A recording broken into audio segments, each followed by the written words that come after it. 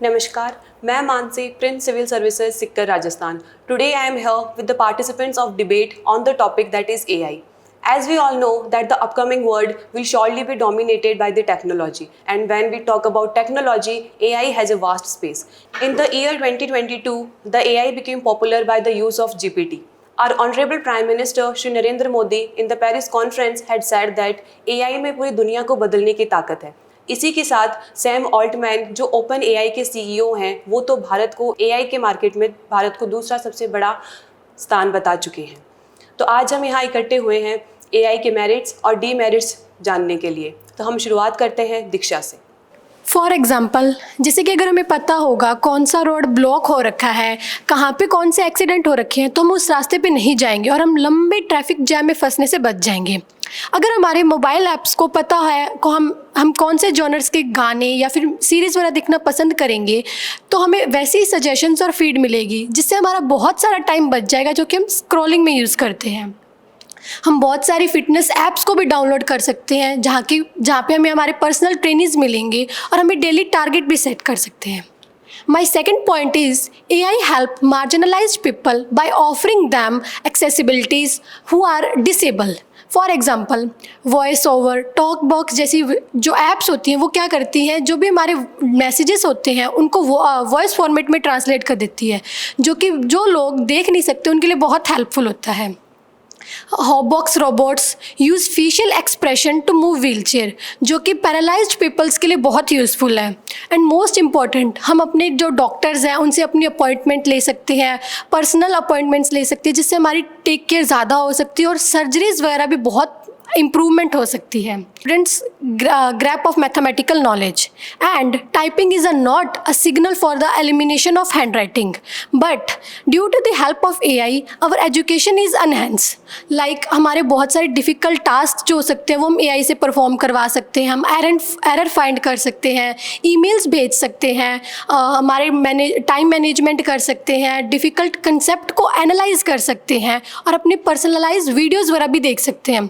सो AI की help से हमारी एजुकेशन में भी बहुत इम्प्रूवमेंट आई है. So at the end I just want to say that AI is a tool that if we use properly and regularly then our both knowledge, learning and work enhance for everyone. Thank you. जैसा कि दीक्षा ने हमें बताया कि AI हमारी daily life के लिए बहुत ही ज़्यादा इंपॉर्टेंट है, स्पेशली जो मार्जिनलाइज सेक्शन ऑफ सोसाइटी है उनके लिए तो खास तौर पर है. बट फिर भी हर एक चीज़ के दो एस्पेक्ट्स होते हैं. Anyways, let's move to Priya. Hello guys, myself Priya Tevatia. I am here to discuss about the demerits of artificial intelligence. जैसे कि दीक्षा ने भी बताया कि बहुत सारे पॉजिटिव पॉइंट्स बताए आर्टिफिशियल इंटेलिजेंस के बारे में, लेकिन जैसे कि हम जानते हैं कि एक कॉइन के दो पहलू होते हैं, एक हेड और एक टेल. वैसे ही आर्टिफिशियल इंटेलिजेंस के भी दो पहलू है, एक positive side and second is negative side. Positive side तो बहुत है, लेकिन नेगेटिव साइड्स की अगर बात करें तो हम first of all we will take about the education. According to 2022, our literacy rate is 77%, out of which we can say that 23% of India's population do not know that how to read and write. If we talk about the national sample survey, India's 60% of the people do not know that how to use computer and 75% do not know that how to send emails with attachments. सो इससे क्या पता चलता है कि ये direct question raise करता है अपनी एजुकेशन पॉलिसी पर कि कैसे कि आने वाली जनरेशन में जहाँ इतनी बड़ी टेक्नोलॉजी है, आर्टिफिशियल इंटेलिजेंस है, जो स्टूडेंट्स है वो कैसे इस चीज़ को डील करेंगे. जहाँ तक कि पता चलता है कि 60% पॉपुलेशन है उसको यही नहीं पता कि कंप्यूटर कैसे यूज़ करते हैं. सो फर्स्ट ऑफ ऑल ये क्वेश्चन रेज करता है अपनी एजुकेशन पॉलिसी पर कि कैसे कि कॉलेज और स्कूल्स है वो मैनेज करेंगे, स्टूडेंट्स को सिखाएंगे with the same time periods. And second domain is our environment. According to Google's Environment Report 2023, the carbon footprints by the artificial intelligence has increased 13%. It is due to the excessive use of electricity by the data and supply chains. And if we talk about the scamming में होता है क्या है कि AI की use से सामने वाला पर्सन अपनी ही आपकी फैमिली मेम्बर्स की वॉइस रिकॉर्ड करके आपके पास मैसेज करेगा या फिर कॉल करेगा मनी की हेल्प के लिए. इससे फिर हमें बिलीव हो जाता है कि हमारे फैमिली पर्सन है क्योंकि इस वॉइस में मैच करती है. इससे होता है क्या है कि हमने रिपोर्ट के अकॉर्डिंगली पढ़ा है कि 85% of India's population, those who are victim of this, has lost their more than 50,000 money And it is not only the case of India, but in Australia also. Australian has lost more than 7.5 millions by the hemp scam. नमस्कार, मैं दिनेश पूनिया। मैं आज AI के सकारात्मक पहलुओं पर चर्चा करूंगा।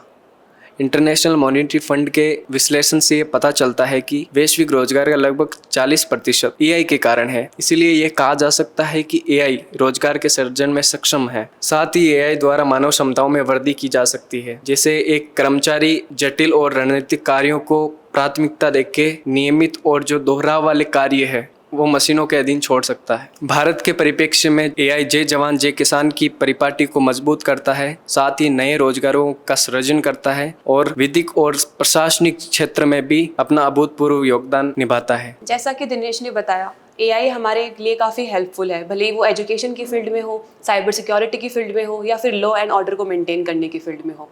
सो now let's move to Kartik to express his views. Hello, मेरा नाम कार्तिक पंड्या है। जैसा कि हम सभी एआई के पॉजिटिव एंड नेगेटिव पहलुओं पर विचार कर रहे हैं, तो मैं एआई से रिलेटेड कुछ कंसर्न्स बताना चाहूँगा। अगर हम उन्हें सॉर्ट कर देते तो एआई का एकदम इफ़ेक्टिव यूज़ कर पाएंगे और मानव हित में उसका प्रयोग कर पाएंगे। मेरा सबसे पहला कंसर्न है कि एआई का जो नेगेटिव यूज़ है वो पॉलिटिकल प्रोपेगेंडा के लिए हो सकता है। इसको मैं एक एग्जांपल के थ्रू समझाना चाहूँगा। जैसा कि 2020 में ब्रिटेन यूरोपियन यूनियन से अलग हो गया था, तो इस घटना को ब्रेक्सिट कहा जाता है। ब्रिटेन में चूँकि प्रत्यक्ष लोकतंत्र पाया जाता है, तो प्लेबिसाइट कराया गया था। प्लेबिसाइट मतलब सीधा सा मतलब ये है कि लोगों के वोट से कोई भी निर्णय लिया जाना था। तो उसमें उस दौरान एआई का यूज़ इस प्रकार किया गया था कि लोगों को एआई जनरेटेड पर्सनलाइज्ड एडवर्टाइजमेंट दिखाए गए थे। इसको भी एक एग्जांपल के माध्यम से बताता हूँ कि जैसे आप ब्रिटेन के नागरिक है और आप इस मुद्दे पर संवेदनशील है कि इन्फ्लेशन के मुद्दे को लेकर आप ज़्यादा कंसर्न है, तो आपको वही सारे एड्स दिखाए गए कि अगर ब्रिटेन यूरोपियन यूनियन से अलग हो गया तो इन्फ्लेशन रेट कम हो जाएगी। इस प्रकार हर व्यक्ति को उसकी रुचि के अनुसार एड्स दिखाए गए थे। तो इसका परिणाम भी ये निकला था कि जब रिजल्ट आया तो अराउंड 51% जो वोट थे वो इस पक्ष में पड़े कि ब्रिटेन ईयू से अलग हो गया। तो ये तो एक एग्जाम्पल था। इस प्रकार अनेक प्रकार से राजनीतिक कार्यों में एआई का मिसयूज़ किया जा सकता है। मेरा दूसरा कंसर्न ये है कि एआई का जो मिसयूज़ है वो आज सबसे बड़ा डीप फेक के क्षेत्र में किया जा रहा है। डीप फेक का सीधा सा मतलब ये है कि ऐसे फ़ोटोज़, ऐसे वीडियोज़ या फिर ऐसे ऑडियोज़ जनरेट करना जो कि वाकई में अस्तित्व में ही नहीं है। सबसे डीप फेक का प्रयोग करके जो फेमस पर्सनैलिटीज़ है उनका कैरेक्टर एसेसिनेशन का कार्य किया जा रहा है। और इसमें भी सबसे बड़ा मुद्दा ये है कि जो 96% डीप फेक का जो मटेरियल है वो सेक्सुअल मटेरियल है, जो कि काफ़ी एक संवेदनशील मुद्दा है। And last but not least, AI जो है वो अभी प्रगतिशील एक तकनीक है।